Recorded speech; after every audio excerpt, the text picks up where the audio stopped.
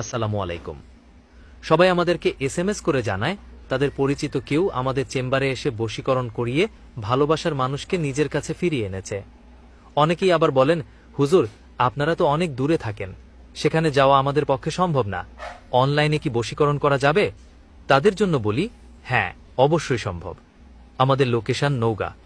যারা সরাসরি চেম্বারে আসতে পারবেন তারা সশরীরে এসে বশীকরণের কার্যক্রম শুরু করতে পারবেন, আর যারা আসতে পারবেন না তারা অনলাইন মাধ্যমেই করতে পারবেন এই ইসলামিক বশীকরণ। আসসালামু আলাইকুম।